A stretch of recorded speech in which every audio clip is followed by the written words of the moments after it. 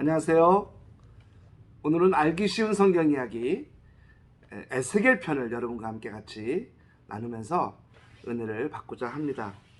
에스겔서는 사실 에스겔서 37장, 47장의 내용을 익히 알고 있어서 굉장히 익숙한 것 같지만 사람들이 굉장히 난해하고 어려워하는 성경입니다. 왜냐하면 에스겔서에 나오는 그 환상들의 이야기가 좀 현실적이지 않은 것 같은, 무슨 공상 만화 영화에 나오는 것 같은, 또 예전에 우리가 영화를 봤을 때 그 스타워즈 시리즈에 여러 그 형상들이 나오잖아요. 사람들의 모습이 여러 그 우주의 모습들, 우주 인간들의 모습들처럼 그런 내용들이 굉장히 많이 나옵니다. 그래서 현실감이 좀 떨어지고, 그래서 읽어가기가 되게 마음이 좀 어려운 성경일 수가 있다라고 합니다. 그런데 이제 에스겔서 성경을 통해서 그 보여지는 내용들보다 이제 거기에 담겨 있는 그 하나님의 마음을 우리가 좀 알게 되면 에스겔서는 정말 굉장히 읽기가 좋고 너무나 은혜가 되는, 오늘 우리들에게 어떻게 살아가야 되는지를 가르쳐주는 그러한 성경이라고 볼 수 있습니다. 에스겔서를 함께 여러분과 들어가도록 하겠습니다. 에스겔은 제2차 포로기 전쟁에 실패해서 포로가 돼 이제 잡혀가는 사람들 속에 포함이 됩니다. 그때 이제 2차 때 잡혀간 사람들이 굉장히 많은 전문직인 사람들이 잡혀가죠. 굉장히 많은 숫자가. 그래서 철을 만드는 사람들, 또 돌을 만들 줄 아는 사람들, 또 그릇을 만들 줄 아는 사람들, 각기 전문가들을 전부 데려가서 바벨론이 중요한 일에 이 사람들을 사용합니다. 유대인들이 굉장히 좀 그 당시에 기술이 좋았었습니다. 그 잡혀가서 이제 원래는 에스겔은 제사장인데요. 제사장 과정이 있었어요. 사실은 20살부터 30살까지가 흔히 인턴 기간입니다. 그런데 에스겔이 언제 잡혀갔냐면 25살에 잡혀가요. 그래서 25살에 노예로 잡혀간 거죠. 그로부터 정말 5년 뒤 30살이 됐을 때 하나님의 부름을 받습니다. 그래서 하나님의 선지자로, 제사장에서 선지자로 역할을 달리 감당해가는 그러한 하나님의 사람이 되어지게 됩니다. 오늘 성경은 두 마음을 볼 수 있어요. 하나는 굳어진 사람들의 마음, 또 둘째로는 그런 굳어진 사람들을 바라보는 하나님의 마음을 볼 수가 있습니다. 왜 사람들의 마음이 굳어졌을까요? 그것은 바로 전쟁에서 졌기 때문입니다. 그 당시 사람들에게 전쟁에서 진다는 것은 이런 의미를 갖고 있습니다. 어떤 의미냐면 그 전쟁이 사람의 전쟁을 넘어서서 신들의 전쟁으로, 그래서 전쟁에 패하면 우리 신이 진 거죠. 상대방의 신이 이긴 겁니다.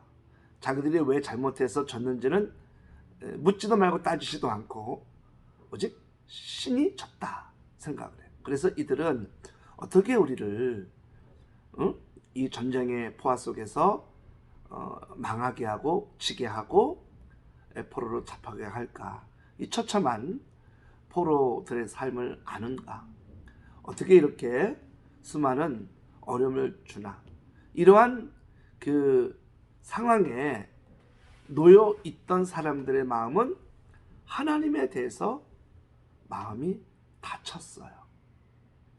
굳어졌어요. 그런 사람들을 바라보면서 하나님은 어떠한 마음을 갖게 되냐 하면 정말 어불성설이죠. 이 이스라엘 백성들이 어떠한 범죄를 저질렀는지를 백성들이 모르고 있는 것을 하나님이 너무 마음 아파하게 됩니다. 자, 제가 이제 에스겔에게 하나님이 보여주시는 그 환상이 있어요. 그래서 이제 그 닫혀진 마음, 하나님에 대해서 속상한 마음, 1차 포로로 잡혀간 이후에 이제 5년이 넘게 이제 시간이 지난 그 상황이잖아요. 그러니 사람들이 하나님에도 실망했겠죠. 전쟁에서 졌으니까. 그런데 이제 그들이 앞으로 어떻게 될 거라는 거를 하나님이 보여주세요. 에스겔을 통해서. 말로 하는 것보다 실제로 보여주는 게 더 정확하겠죠. 그 일을 에스겔이 감당합니다. 그러니까 에스겔로는 사람들이 보는 앞에서 이걸 만들어서 보여줘라 하면서 보여주는 게 에스겔 4장 1절부터인데요. 너 사람아, 너는 이제 흑벽돌을 한 장 가져다가 내 앞에 놓고 한 성읍 곧 예루살렘을 그 위에 새겨라. 그 다음에 그 성읍의 포위망을 쳐라. 그 성읍을 공격하는 높은 사다리를 세우고 흙 언덕을 쌓고 진을 치고 성벽을 허무는 쇠망치를 성 둘레에 설치하라. 너는 또 철판을 가져다가 너와 너 성읍 사이에 철벽을 세우라. 또 도성을 포위하고 지켜보아라. 내가 그 성을 포위하고 있거라. 이것이 이스라엘 족속에게 보여주는 징조다. 너는 또 왼쪽으로 누워서 이스라엘 족속의 죄악을 네 몸에 지고 있거라. 옆으로 누워있는 날 수만큼 너는 그들의 죄악을 또 맡아라. 옆에 누워가지고 그 어떤 벽돌 갖다가 예루살렘 성이라고 써놔라요. 거기다가 그런 거 주위에 사다리 세우고 뭐 포위에 쇠망치 갖다 놓고 한 적군들이 둘러싸여 있는 것을 보여줘라.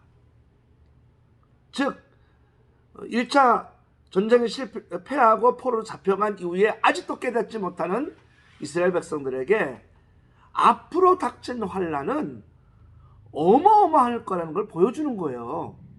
회개하지 않으면 이 예루살렘 성이 완전히 망가질 거다. 그걸 보여줘요. 에스겔에게 네가 보여줘라 그래요. 또 에스겔 3장 25절에 보니까 너 사람아, 사람들이 너를 포승으로 묶어 놓아서 내가 사람들에게 나가지 못할 것이다. 즉 이게 뭐냐면 사람이 전부 다 오라를 묶여가지고 포승줄에 묶여서 끌려가는 것을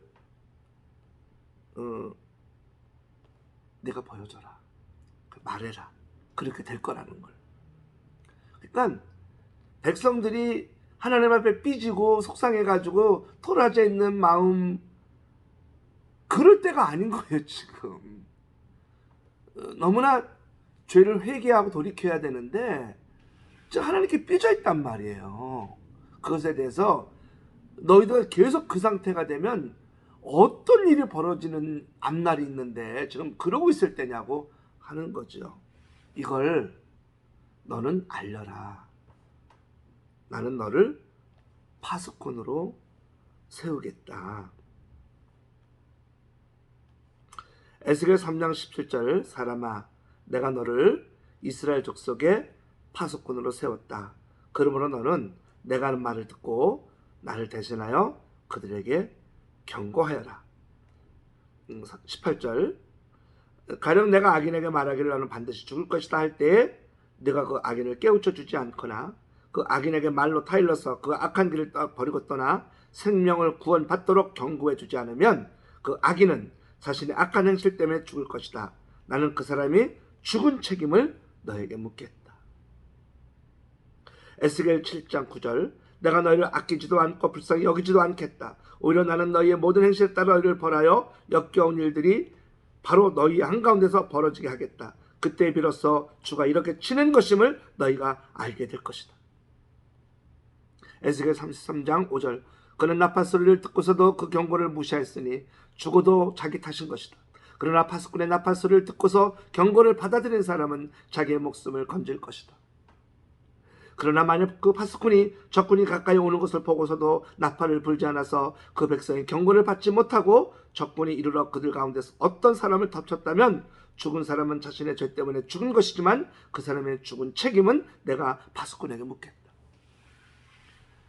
내가 이게 잘못되는지 알고서도 경고하지 않고 그를 구원하지 않으면 그 사람은 죄 때문에 죽지만 너는 그 사람이 죽은 책임을 나는 너에게 묻겠다. 얼마나 정말 무서운 얘기입니까? 그저 나만 잘 믿고 예수 믿다 그냥 천국 가면 된 줄 알았던 저희에게 어마어마한 경고예요. 사람들에게 알리지 않고 그를 지옥 가도록 만든다면 그 책임을 나는 너에게 묻겠다.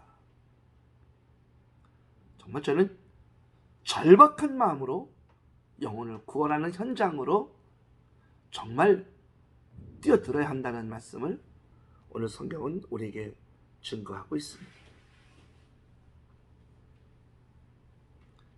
심판이 나오죠. 그런데 왜 심판하는지를 하나님이 이제 설명합니다. 이들이 하나님께 삐진 것뿐만 아니라 왜 이들이 심판받을 수밖에 없는지의 내용을 하나님이 에스겔 8장을 통해 말씀하시는데, 여러분 우리가 드론 있잖아요. 드론. 요즘에는 이제 유튜브 영상을 보면 막 드론을 띄워가지고 전경을 개인이 보여줘요. 방송국이 아니라. 그래서 그 드론을 잘 만지는 기술, 카메라를 또 잘 이렇게 앵글을 잡는 거를 습득하면 정말 개인도 좋은 영상들을 이렇게 촬영할 수가 있더라고요. 그래서 유튜브 채널에 보면 그러한 영상들이 올려져 있는 것을 이렇게 볼 때, 야, 저 사람이 방송국이네, 한 사람이 방송국이네 할 정도로, 그래서 요즘은 그렇게 개인 방송을 하는 분들이 굉장히 많습니다. 제가 왜 드론 얘기를 하냐면, 여기 드론처럼 띄워서 하는 이야기가 하나 나오게 되죠. 에스겔 8장 2절, 내가 바라보니 사람의 형상이 보였는데 허리 밑으로는 모양이 불처럼 보이고 허리 위로는 환하게 빛나는 금붙의 광채처럼 보였다. 그때 그 형상이 손처럼 생긴 것을 뻗쳐서 내 머리채를 잡았다. 하나님이 보이신 환상 속에서 주영이 나를 들어서 하늘과 땅 사이로 올리셔서 나를 예루살렘으로 데려다가 안뜰로 들어가는 북쪽문 어귀 내려놓으셨다. 그것은 질투를 자극시키는 질투의 우상이 자리 잡고 있는 것이다. 여러분, 이 보여주려고 하는 거예요. 하나님이 이스라엘 백성들이 범죄하는 걸. 그것도 어디서? 예루살렘 성전에서. 그때 어떻게 해요? 이 머리채를 붙잡고 올라간다잖아요. 머리채를. 보통 야 손잡고 올라가, 내 손 잡아, 이렇게 하는 게 아니라 머리채를 붙잡고 올라가요. 얼마나 하나님이 분노하셨으면, 얼마나 하나님이 화가 나셨으면 이 에스겔의 머리채를 붙잡고 올라간다는 표현을 썼겠습니까? 그 드론으로 보여주는 거죠. 이렇게 그 성전 안에서 일어나는 일을. 에스겔 8장 7절, 그는 나를 이끌고 뜰로 들어가는 어귀로 데리고 가셨다. 내가 거기서 바라보니 담벽에 구멍이 하나 있었다. 그가 나에게 말씀하셨다. 사람아, 어서 그 담벽을 헐어라. 내가 그 담벽을 헐었더니 거기에 문이 하나 있었다. 그가 나에게 말씀하셨다. 너는 들어가서 그들이 거기서 하고 있는 그 흉악하고 역겨운 일들을 보아라. 내가 들어가서 보니 놀랍게도 온갖 벌레와 불길한 짐승들과 이스라엘 족속의 모든 우상이 담벽 사면으로 돌아가며 그려져 있었다. 그런데 이스라엘 족속의 장로들 가운데서 70명이 그 우상들 앞에서 서 있고, 사반의 아들 아이샤나는 그들의 한가운데서 서 있었다. 그들은 각각 손에 향로를 들고 있었는데 그 향의 연기가 구름처럼 올라오고 있었다. 그가 나에게 말씀하셨다. 사람아, 너는 이스라엘 족속의 장로들이 각각 자기가 섬기는 우상의 방에서 그 컴컴한 곳에서 무슨 일을 하고 있는지 보았느냐? 그들은 주께서 우리를 보고 있지 않으시며 주께서 이 나라를 버리셨다고 말하고 있다. 그가 나에게 말씀하셨다. 너는 그들이 하고 있는 이 역겨운 일을 보게 될 것이다. 세상의 장로들이요, 전쟁에 패하니까 하나님이 우리 지켜주지 않았다고, 신들의 전쟁에서 하나님이 졌다고, 이제는 하나님 안 믿겠다, 그리고는 다른 신을 바로 붙잡은 거예요. 그리고 성전에서 우상을 섬기고 있는 거예요.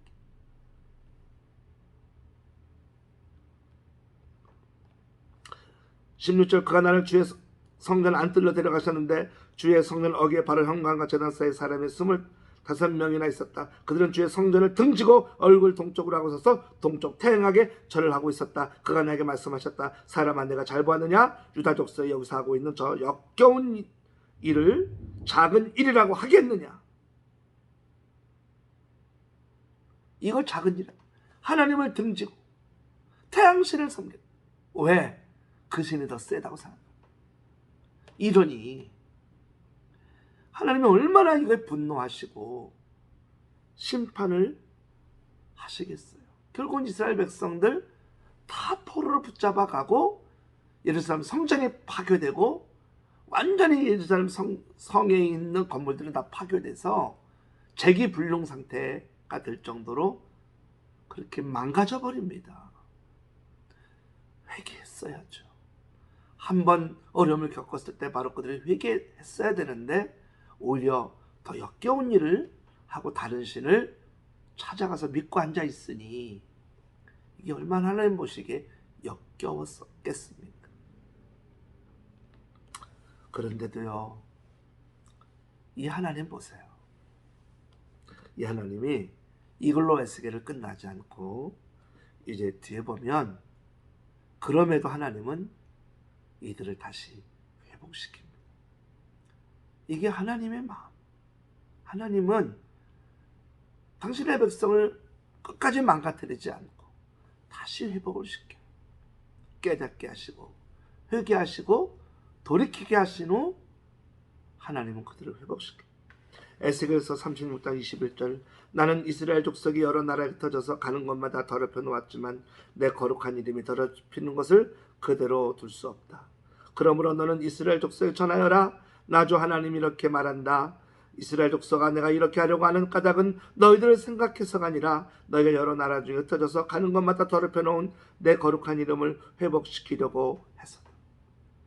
하나님 백성이 잡혀가고 흩어져서는 하나님 영광 가리고 하나님 잘 믿는 사람들이 하나님 안 믿고 영광 다 가리고 우상 섬기고 앉아 있는 거예요. 그게 이스라엘 백성들이 욕먹는 게 아니라 이스라엘 백성을 믿는 하나님의 욕을 먹고 있는 거예요. 하나님도 참담한 거예요. 그게. 그래서 하는 짓은 미웠지만 그들을 다시 하나님 영광 드러내라고, 더 이상 더러운 짓 하고 살지 말라고 하나님이 그들을 회복시키는 거예요. 여러분이 회복할 때 우리가 사랑하니까라고 우리가 애들러 표현하는 것은 정말 어떻게 보면 2차원적인 신앙일 거예요. 3차원적인 신앙은 이렇게 망가져 하나님 영광 가리는 인생이 아니라 회복시켜 하나님 영광을 드러내는 삶이 되게 하시려는 것. 술에 치고 세상에 치고 물질에 치고 속상함에 치고 망가져 살아가는 인생이 아니라 하나님의 영광을 드러내는 인생이 되게 하시려고 이 땅에 태어나서 하나님 영광 가리는 삶이 되면 되겠어요. 하나님 영광 드러내야지. 그렇게 하시려고 하나님이 그들을 회복시키시는 거예요.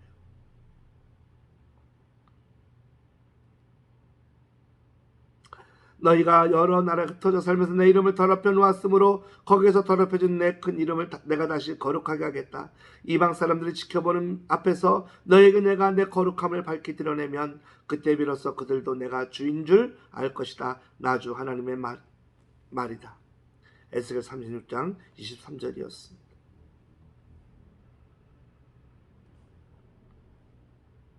에스겔 36장 35절 그래서 사람들이 말하기를 황폐하던 바로 그 땅이 이제는 에덴 동산처럼 되었고 무너져서 폐허와 황무지가 되었던 성읍마다 성벽이 쌓여 올라가서 사람 사는 땅이 되었다고 할 것이다. 에스겔 37장 3절부터 4절 그가 내게 물으셨다. 에스겔 마른 골짜기로 에스겔을 데려가잖아요. 그리고 말씀하시잖아요. 너 사람아, 이 뼈들이 살아날 수 있겠느냐? 내가 대답하였다. 주 하나님 주께서는 아십니다. 이렇게 하나님이 회복시키다는 말씀을 하시고 골짜기로 데려갔으니 하나님 그 질문에 대해서 하나님만이 아십니다. 하나님 살릴 수가 있고 안 살릴 수가 있으니 하나님이 결정하실 문제입니다. 그가 내게 말씀하셨다. 너는 이 뼈들에게 태어나여라. 너는 그것들에게 전하여라. 너희 마른 뼈들아, 너희는 나 주의 말을 들어라. 하나님이 에스겔을 통해서 이렇게 마른 뼈와 같은 먼지와 같은 이 사람들에게 태어나여 그를 살려내는 역할을 내가 하라 하면서 선포하라고 말씀합니다. 그리고는 생기를 불어넣으시죠. 10절에 그래서 내가 명을 받은 대로 태어났더니 생기가 그들 속으로 들어갔고 그래서 그들의 곧 살아나 제 발로 일어나며 서는데 엄청나게 큰 군대였다. 에스겔 39장 29절 내가 이스라엘 족속에게 내 영을 부어주리니 내가 그들을 다시는 외면하지 않겠다. 나 주 하나님의 말이다. 육신만 살려놓은 게 아니라 영을 집어넣어서 그들로 하여금 하나님께서 우리를 외면하지 않았다라는 것을 고백하게 만들겠다는 것이죠. 그리고 에스겔 47장 1절 그가 나를 데리고 다시 성전문으로 갔는데 보니 성전 장면이 동쪽을 향하여 있었는데 문지방 밑에서 물이 솟아나와 동쪽으로 흐르다가 성전의 오른쪽에서 밑으로 흘러내려가서 제단의 남쪽으로 지나갔다. 9절 이 강물이 흘러가는 모든 곳에서는 온갖 생물이 번성하여 살게 될 것이다. 이 물이 사이로 흘러들어가면 그 물도 깨끗하게 고쳐질 것이므로 그곳에서 아주 많은 물고기가 살게 될 것이다. 강물이 흘러가는 곳이면 어디에서나 모든 것이 살 것이다. 이렇게 에스겔에서는 마지막 부분에서 하나님이 다시 살려내실 것을 말씀하시는데요. 이걸 에스겔러는 이스라엘 백성들에게 전하라, 선포해라. 그래서 그들로 하여금 깨닫고 회개하고 돌이켜 살아나게 하라. 이게 파수꾼인 너의 역할이다. 제사장에서 선지자로 바꾸시고 그리고 어마어마한 일을 감당하게 하십니다. 하나님 마음이 절절히 느껴지지 않습니까? 사람들이 너무 어리석잖아요. 몰라요. 정말 몰라요. 사람들은 바보 같아요. 그런데 야, 너희 실체를 내가 보여줄까? 드론을 띄워서 보여줄까? 다 보시. 장로들까지도 우상 섬기고 있잖아요. 그런데도 그렇게 바람난 백성들을 다시 살리시는 하나님, 다시 품어주시고 회복시키는 하나님이 에스겔의 하나님이고 우리를 향한 하나님이십니다. 그 하나님으로 인해 오늘도 우리가 다시 회복되고 일어나 승리하는 삶을 살아갈 수 있기를 주님의 이름으로 축원합니다. 아멘.